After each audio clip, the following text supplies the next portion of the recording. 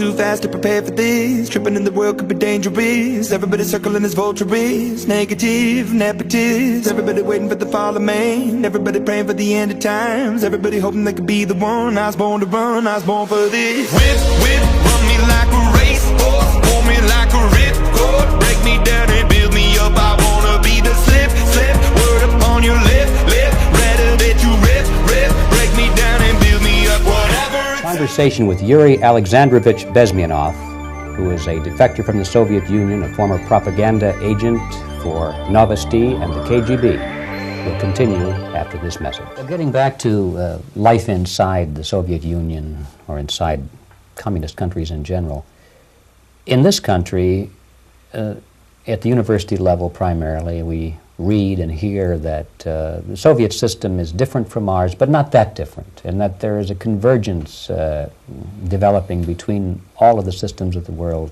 and that really it doesn't make an awful lot of difference what system you live under, because you have corruption and dishonesty and tyranny and all that sort of thing. From your personal experience, what is the difference between life under communism and life in the United States? Well, life is obviously very much different for simple reason that the Soviet Union is a state capitalist economically. It's a state capitalism where an individual has absolutely no rights, no value. His life is nothing. It's just like an insect. He is disposable. Whereby in the United States, even the worst criminal is treated as a human being. He has a fair trial, and some of them capitalize on their crimes. They publish their memoirs in their prisons and get handsomely paid by your crazy publishers. The differences, of course, in the daily life are very various, depending on whom we are talking about. In my own private life, I never suffered from communism simply because I was brought up in a family of high-ranking military officer. Most of the doors were open for me. Most of my expenses were paid by the government, and I never had any troubles with the authorities or with the police. So, in other words, I would say I enjoyed, or I had good reasons to enjoy, all the advantages of so-called socialist system. Mm-hmm. My main motivations to defect had nothing to do with affluence. It was mainly moral indignation, moral protest, rebellion against the inhuman methods of the Soviet system. Well, specifically, what did you object to? I objected, first of all, against oppression of my own dissidents and intellectuals. And that was the most disgusting thing that I witnessed as a young man, young student, who was brought up at a very troublesome period in our history, from Stalin to Khrushchev, from total tyranny and oppression to some kind of liberalization. Second, when I started working for the Soviet embassy in India, to my horror, I discovered that we are millions times more oppressive than any colonial or imperialist power in the history of mankind. That my country brings to India not freedom, progress, and friendship between the nations, but racism, exploitation, and slavery, and of course economical inefficiency to this country. Since I fell in love with India, I developed something which by KGB standards is extremely dangerous thing. It's called split loyalty, when an agent likes a country of assignment more than his own country. I literally fell in love with this beautiful country, a country of great contrasts, but also great humility, great tolerance, and philosophical and intellectual freedoms.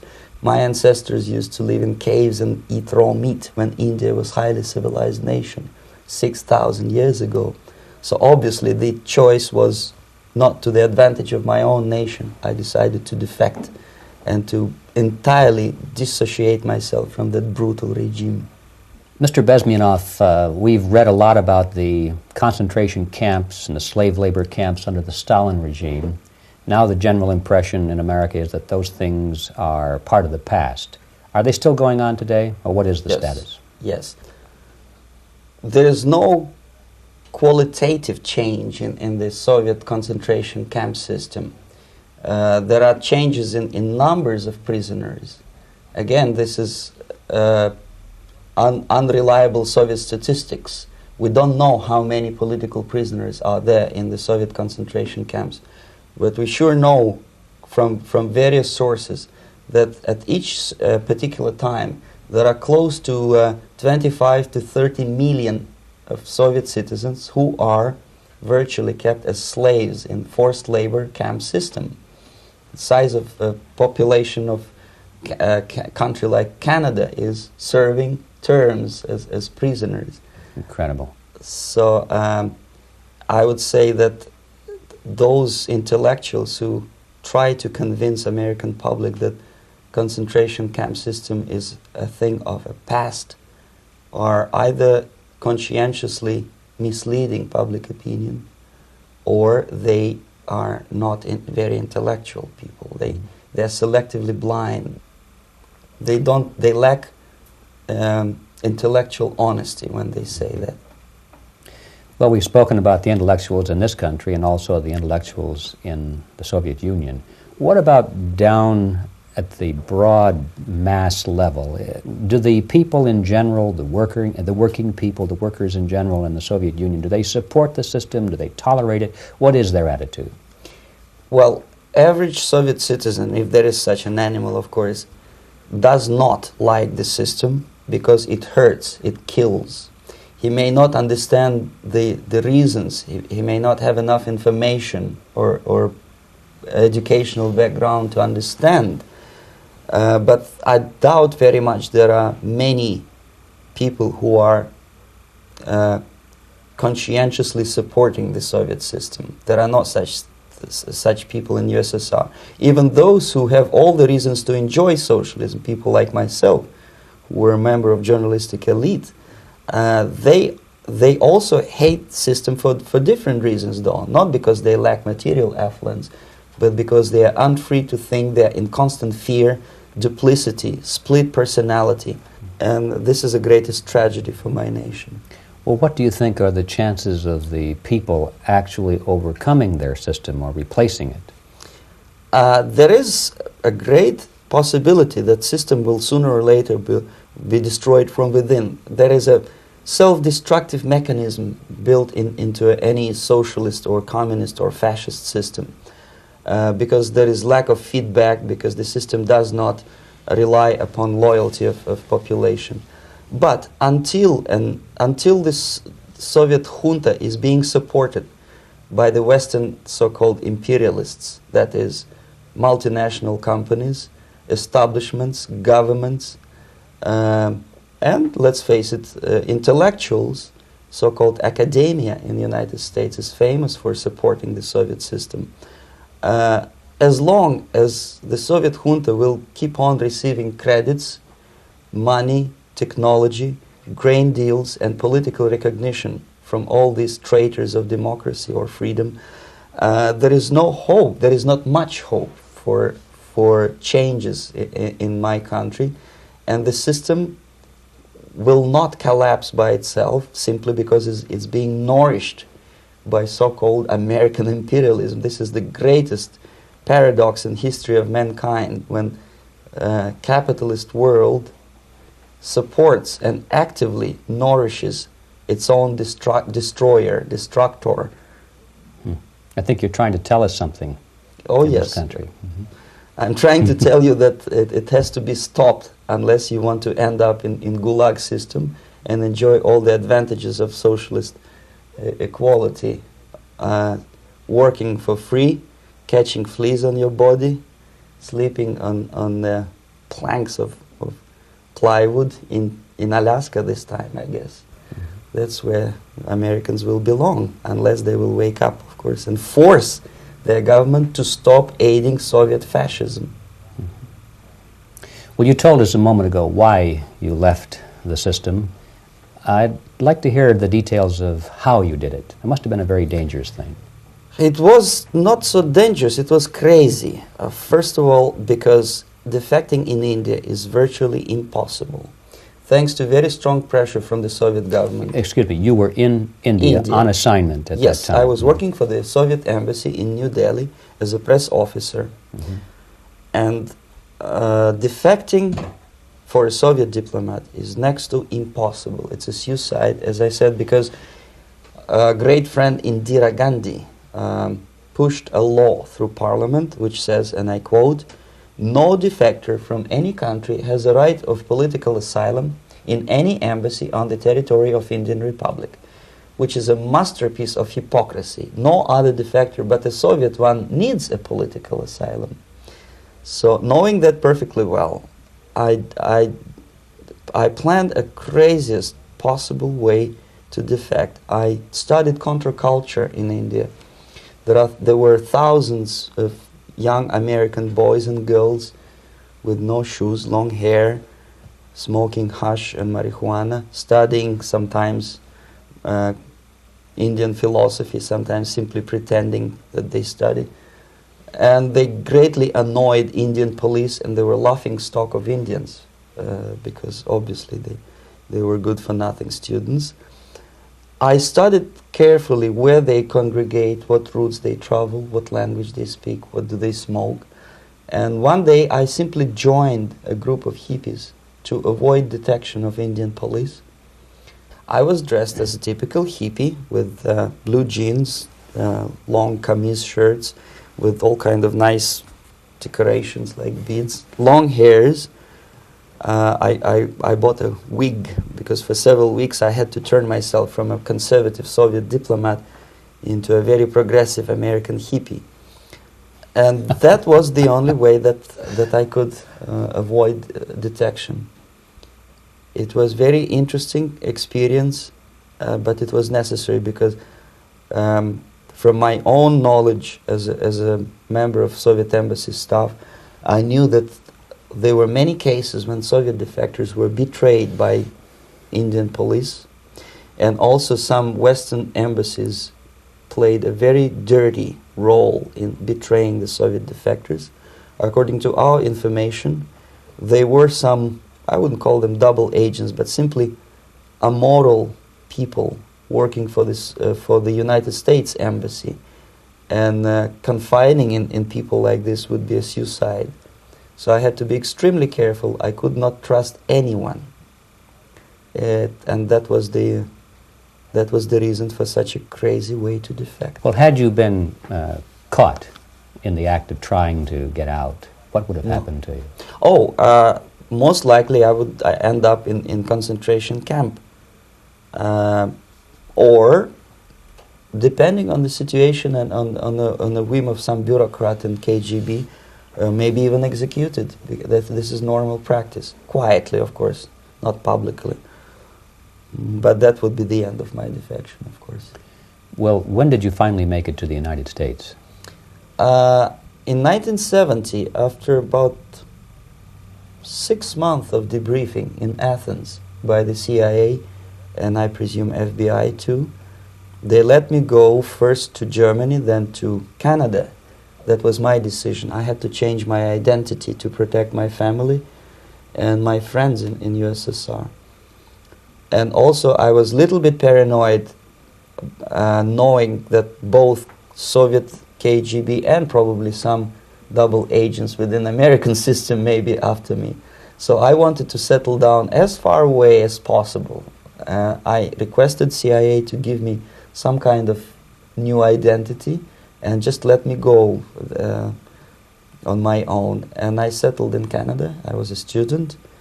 I changed many professions, from farm help and laundry truck driver to language instructor and broadcaster for Canadian Broadcasting Corporations in Montreal. Well, have you had any threats on your life or any Yes. unpleasant In about 5 years, KGB eventually discovered that I am working for Canadian Broadcasting. I made a very big mistake. I started working for overseas service of CBC, which is similar to Voice of America, in Russian language. And of course, monitoring service in USSR picked up every new voice. Every new announcer they would make it a point to discover who he is. And in 5 years, sure enough, slowly but surely, they discovered that I am not Thomas Schumann, that I am Yuri Alexandrovich Besmenov, and that I am working for Canadian Broadcasting. and undermining beautiful détente between Canada and USSR. And the Soviet ambassador Alexander Yakovlev made it his personal effort to discredit me. He complained to Pierre Trudeau, who is known to be a little bit soft on socialism. And the management of CBC behaved in a very strange, cowardly way, unbecoming to representatives of an independent country like Canada. They listened to every suggestion that Soviet ambassador gave, and they started shameful investigation, analyzing content of my broadcasts to USSR. And sure enough, they discovered that some of my statements were probably would be offending to the Soviet Politburo. So I had to leave my job. They would prefer to tell a lie than to ask truthful questions and report truthful information. Second, most of these schmucks were afraid to lose their jobs, because obviously if you tell truth about my country, you will not last long as a correspondent of New York Times or Los Angeles Times. They will fire you. What kind of correspondent are you? You obviously cannot find common language with Russians if they kick you out in 24 hours. So just by trying to be conformist to their own editorial bosses, they tried not to offend the sentiments of the Soviet administrators and people like myself. Deep inside, I hope they would insult my or offend my sentiments. Obviously, they preferred not to. Another reason, I refuse to believe it, but obviously there is another reason. Obviously, it's a greed. These people earn a lot of money. When they come back to USA, they claim that they are experts in my country. They write books which sells in million copies, titled like Russians, The Truth About Russia. Most of it is lie about Russia. Yet they claim to be Sovietologists. They play back myth about my country, the propaganda cliches. Yet they stubbornly resist the word of truth. If a person like Solzhenitsyn is either defecting or kicked out of USSR, they try all their best to discredit him and to discourage him. I don't have much chance to appear on national network with a true story about my country. But a useful idiot like Hendrik Smith or Robert Kaiser, they are big heroes. They come back from USSR. They say, oh, we were talking to dissidents in Russia. Big deal. Soviet dissidents are chasing American correspondents in the streets, and they are cowardly escaping from these contacts. For some strange reason, if you want to know more about Spain, you refer to Spanish writers. If you want to learn more about French, you read French writers. Even about Antarctica, I bet you would read Penguins. Only about the Soviet Union, for some strange reason, you read Hendricks and Schmendricks and all kind of Kissingers, because they claim that they know more about my country. They know nothing, or next to nothing, or they pretend that they know more than they actually do. I would say they are dishonest people who lack integrity and common sense and intellectual honesty. There are hundreds of those gurus who come to your country to capitalize on naivete and stupidity of Americans. It's a fashion. It's a fashion to meditate. It's a fashion not to be involved. So obviously, you can see that if KGB were that curious, if they paid my trip to Hardwar, if they assigned me to that strange job, obviously they were very much fascinated. They were convinced that that type of brainwashing is very efficient and instrumental in demoralization of the United States. Publishers, editors, journalists, actors, educationalists, professors of political science, members of parliament, representatives of business circles. Most of these people were divided roughly in two groups. Those who would toe the Soviet foreign policy, they would be promoted to the positions of power through media and public opinion manipulation. Those who refused the Soviet influence in their own country would be character assassinated or executed physically come revolution. Same way as in the small town of Hue in South Vietnam, several thousands of Vietnamese were executed in one night when the city was captured by Viet Cong for only 2 days. And American CIA could never figure out how could possibly communists know each individual, where he lives, where to get him, and would be arrested in one night, basically in some 4 hours before dawn, put on a van, taken out of the city limits and shot. The answer is very simple. Long before communists occupied the city, there was extensive network of informers, local Vietnamese citizens, who knew absolutely everything about people who are instrumental in public opinion, including barbers and taxi drivers. Everyone who was sympathetic to the United States was executed. Same thing was done under the guidance of the Soviet embassy in Hanoi, and same thing I was doing in New Delhi. To my horror, I discovered that in the files where people were doomed to execution, there were names of pro-Soviet journalists with whom I was personally friendly. Pro-Soviet? Yes. They were idealistically minded leftists who made several visits to USSR, and yet the KGB decided that come revolution or drastic changes in political structure of India, they will have to go. Why is that? Because they know too much. Simply because, you see, the useful idiots, the leftists who are idealistically believing in the beauty of Soviet socialist or communist or whatever system, when they get disillusioned, they become the worst enemies. That's why my KGB instructors specifically made a point, never bother with leftists. Forget about these political prostitutes. Aim higher. This was my instruction. Try to get into large circulation, established conservative media. Rich, filthy rich movie makers, intellectuals, so-called academic circles. Cynical, egocentric people who can look into your eyes with angelic expression and tell you a lie. These are the most recruitable people, people who lack moral principles, who are either too greedy or too suffer from self-importance. They feel that they matter a lot. These are the people who KGB wanted very much to recruit. But to eliminate the others, to execute the others, don't they serve some purpose? Wouldn't they be the ones we rely on? They serve purpose only at the stage of destabilization of a nation. For example, your leftists in United States, all these professors and all these beautiful civil rights defenders, they are instrumental in the process of the subversion only to destabilize the nation.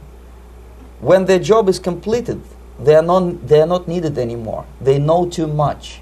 Some of them, when they get disillusioned, when they see that Marxist-Leninists come to power, obviously they get offended. They think that they will come to power. That will never happen, of course. They will be lined up against the wall and shot. But they may turn into the most bitter enemies of Marxist-Leninists when they come to power. And that's what happened in Nicaragua. You remember most of these former Marxist-Leninists were either put to prison or one of them split and now he's working against Sandinistas. It happened in Grenada when Maurice Bishop was already a Marxist. He was executed by a new Marxist who was more Marxist than this Marxist. Same happened in Afghanistan when first there was Taraki, he was killed by Amin, then Amin was killed by Babrak Karmal with the help of KGB. Same happened in Bangladesh when Mujibur Rahman, very pro-Soviet leftist, was assassinated by his own Marxist-Leninist military comrades. It's the same pattern everywhere. The moment they serve their purpose, all the useful idiots are either be executed entirely, all the idealistically minded Marxists, or exiled or put in prisons, like in Cuba. Many former Marxists are in Cuba, in prison. So most of the Indians who were cooperating with the Soviets, especially with our Department of Information of the USSR embassy, were listed for execution. And when I discovered that fact, of course I was sick. I was mentally and physically sick. I thought that I'm going to explode one day. During the briefing at the ambassador's office, I would stand up and say something that we are basically a bunch of murderers. That's what we are. It has nothing to do with friendship and understanding between the nation and blah, blah, blah. We are murderers. We behave as a bunch of thugs in a country which is hospitable to us, a country which with ancient traditions. But I did not defect. I tried to get the message across. To my horror, nobody wanted even to listen, least of all to believe what I had to say. And I tried all kinds of tricks. I would leak information through letters or lost documents or something like that. And still I got no message. The message was not published even in the conservative mass media of India. The immediate impulse to defect was Bangladesh crisis, which was described by American correspondents as Islamic grassroots revolution, which is absolute baloney. There was nothing to do with Islam, and there was no grassroots revolution. Actually, there are no grassroots revolutions, period. Any revolution is a byproduct of a highly organized group of conscientious and professional organizers, but has nothing to do with grassroots. In Bangladesh, it was nothing with grassroots. Most of the Awami League party members, Awami League means People's Party, were trained in Moscow in the high party school. Most of the Mukti Fauj leaders, Mukti Fauj in Bengali means People's Army, same as SWAPO and all kind of liberation armies all over the world, the same bunch of useful idiots. They were trained at Lumumba University and various centers of the KGB in Simferopol, in Crimea, and in Tashkent. So when I saw that Indian territory is being used as a jumping board to destroy East Pakistan, I saw myself thousands of so-called students traveling through India to East Pakistan, through the territory of India, and Indian government pretended not to see what's going on. They knew perfectly well, the Indian police knew it, the intelligence department of Indian government knew it, the KGB of course knew it, and the CIA knew it. That was most infuriating, because when I defected and I explained to the CIA debriefers they should watch out because East Pakistan is going to erupt any moment, they said I was reading too many James Bond novels. Anyway, so East Pakistan was doomed. One of my colleagues in the Soviet consulate in Calcutta, when he was dead drunk, he ventured into the basement to relieve himself, and he found big boxes which said printed matter to Dhaka University. Dhaka is the capital of East Pakistan. And since he was drunk and curious, he opened one of the boxes and he discovered not printed matter. He discovered Kalashnikov guns and ammunition in there. Anyway, it's a long story. From under the nose of the KGB in Bombay airport, I landed the plane and I flew to Greece, where I was debriefed by the CIA. That's basically that's all for my slides. We can turn off the projector, and that's very interesting. Well, you spoke several times before about ideological subversion. That is a phrase that I'm afraid some Americans don't fully understand. When the Soviets use the phrase ideological subversion, what do they mean by it? Ideological subversion is the process which is legitimate, overt, and open. You can see it with your own eyes. All you have to do, all American mass media has to do, is to unplug their bananas from their ears, open up their eyes, and they can see it. There is no mystery. There is nothing to do with espionage. I know that espionage intelligence gathering looks more romantic. It sells more deodorants through the advertising, probably. That's why your Hollywood producers are so crazy about James Bond type of thrillers. But in reality, the main emphasis of the KGB is not in the area of intelligence at all. According to my opinion and opinion of many defectors of my caliber, only about 15% of time, money, and manpower is spent on espionage as such. The other 85% is a slow process which we call either ideological subversion or active measures, активные мероприятия in the language of the KGB, or psychological warfare. What it basically means is to change the perception of reality of every American to such an extent that despite of the abundance of information, no one is able to come to sensible conclusions in the interests of defending themselves, their families, their community, and their country. It's a great brainwashing process which goes very slow, and it's divided in 4 basic stages. The first one being demoralization. It takes from 15 to 20 years to demoralize a nation. Why that many years?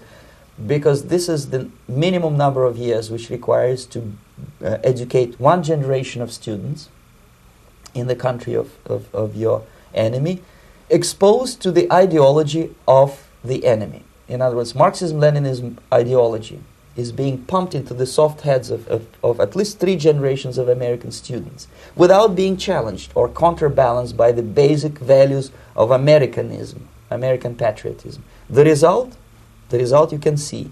Most of the people who graduated in the 60s, dropouts or half-baked intellectuals, are now occupying the positions of power in the government, civil service, business, mass media, educational system. You are stuck with them. You cannot get rid of them. They are contaminated. They are programmed to think and react to certain stimuli in a certain pattern. You cannot change their mind, even if you expose them to authentic information, even if you prove that white is white and black is black. You still cannot change the basic perception and the logic of behavior. In other words, these people, the process of demoralization is complete and irreversible. To get rid society of these people, you need another 20 or 15 years to educate a new generation of patriotically minded and common sense people who would be acting in favor and in the interests of the United States society. And yet these people who've been programmed and, as you say, in place and Yes. who are favorable to an opening with the Soviet concept, these are the very people who would be marked for extermination in this country? Most of them, yes. Simply because the psychological shock when they will see in future what the beautiful society of equality and social justice means in practice, obviously they will revolt. They will be very unhappy, frustrated people, and the Marxist-Leninist regime does not tolerate these people. They will join the links of dissenters, dissidents. Yes. Unlike in present United States, there will be no place for dissent in future Marxist-Leninist America. Here you can get popular like Daniel Ellsberg and filthy rich like Jane Fonda for being dissident, for criticizing your Pentagon. In future, these people will be simply squashed like cockroaches. Nobody is going to pay them nothing for their beautiful, noble ideas of equality. This they don't understand, and it will be the greatest shock for them, of course. The demoralization process in the United States is basically completed already. For the last 25 years, actually it's overfulfilled, because demoralization now reaches such areas where previously not even Comrade Andropov and all his experts would even dream of such a tremendous success. Most of it is done by Americans to Americans, thanks to lack of moral standards. As I mentioned before, exposure to true information does not matter anymore. A person who was demoralized is unable to assess true information. The facts tell nothing to him. Even if I shower him with information, with authentic proof, with documents, with pictures, even if I take him by force to the Soviet Union and show him concentration camp, he will refuse to believe it until he is going to receive a kick in his fat bottom. When a military boot crashes his balls, then he will understand, but not before that. That's the tragic of the situation of demoralization. So basically America is stuck with demoralization, and unless, even if you start right now, here, this minute, you start educating new generation of Americans, it will still take you 15 to 20 years to turn the tide of ideological perception of reality back to normalcy and patriotism. The next stage is destabilization. This time, subverter does not care about your ideas and the patterns of your consumption. Whether you eat junk food and get fat and flabby, doesn't matter anymore. This time, and it takes only from 2 to 5 years to destabilize a nation, what matters is essentials: economy, foreign relations, defense systems. And you can see it quite clearly that in some areas, in such sensitive areas as defense and economy, the influence of Marxist-Leninist ideas in the United States is absolutely fantastic. I could never believe it 14 years ago when I landed in this part of the world, that the process will go that fast. The next stage, of course, is crisis. It may take only up to 6 weeks to bring a country to the verge of crisis. You can see it in Central America now. And after crisis, with a violent change of power, structure, and economy, you have so-called the period of normalization. It may last indefinitely. Normalization is a cynical expression borrowed from Soviet propaganda. When the Soviet tanks moved into Czechoslovakia in '68, Comrade Brezhnev said, "Now the situation in brotherly Czechoslovakia is normalized." This is what will happen in the United States if you allow all these schmucks to bring the country to crisis, to promise people all kind of goodies and the paradise on earth, to destabilize your economy, to eliminate the principle of free market competition, and to put a big brother government in Washington, D.C., with benevolent dictators like Walter Mondale, who will promise lots of things, never mind whether the promises are fulfillable or not. He will go to Moscow to kiss the bottoms of new generation of Soviet assassins, never mind. He will create false illusions that the situation is under control. Situation is not under control. Situation is disgustingly out of control. Most of the American politicians, media, and educational system trains another generation of people who think they are living at a peacetime. False. United States is in the state of war, undeclared total war against the basic principles and the foundations of this system. And the initiator of this war is not Comrade Andropov, of course. It's the system. However ridiculous it may sound, the world communist system or the world communist conspiracy, whether I scare some people or not, I don't give a hoot. If you are not scared by now, nothing can scare you. But you don't have to be paranoid about it.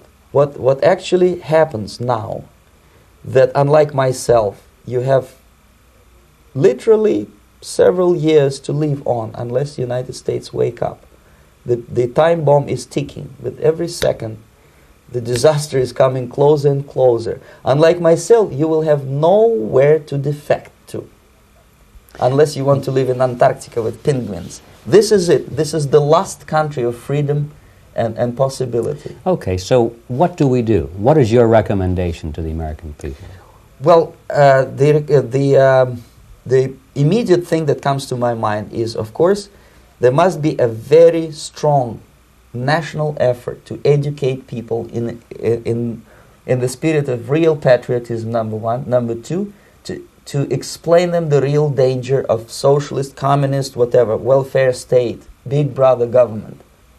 If people will fail to grasp the impending danger of that development, nothing ever can help United States. You may kiss goodbye to your freedom, including freedoms to homosexuals, to prison inmate. All this freedom will vanish, evaporate in 5 seconds, including your precious lives. The second thing, the moment at least part of United States population is convinced that the danger is real, they have to force their government. And I'm not talking about sending letters, signing petitions, and all this beautiful, noble activity. I'm talking about forcing United States government to stop aiding communism. Because there is no other problem more burning and urgent than to stop the Soviet military-industrial complex from destroying whatever is left of the free world. And it is very easy to do. No credits, no technology, no money, no political or diplomatic recognition, and of course no such idiocy as grain deals to USSR. The Soviet people, 270 millions of Soviets, will be eternally thankful to you if you stop aiding a bunch of murderers who sit now in Kremlin and whom President Reagan respectfully calls government. They do not govern anything, least of all such complexity as the Soviet economy. So basic, two very simple, maybe too simplistic answers or solutions, but nevertheless they are the only solutions. Educate yourself, understand what's going on around you. You are not living at the time of peace. You are in a state of war, and you have precious little time to save yourself. You don't have much time, especially if you are talking about young generation. There's not much time left for convulsions and sexual masturbation to the beautiful disco music. Very soon it will go, just overnight. If we are talking about capitalists or wealthy businessmen, I think they are selling the rope on which they will hang very soon. If they don't stop, if they cannot curb their unsettled desire for profit, and if they keep on trading with the monster of the Soviet communism, they are going to hang very soon. And they will pray to be killed, but unfortunately they will be sent to Alaska probably to manage industry of slaves. It's simplistic. I know it sounds unpleasant. I know Americans don't like to listen to things which are unpleasant. But I have defected not to tell you the stories about such idiocy as microfilm, James Bond type espionage. This is garbage. You don't need any espionage anymore. I have come to talk about survival. It's a question of survival of this system. You may ask me, what is it in for me? Survival, obviously, because unlike, as I said, I am now in your boat. If we sing together, we'll sing beautifully together. There is no other place on this planet to defect.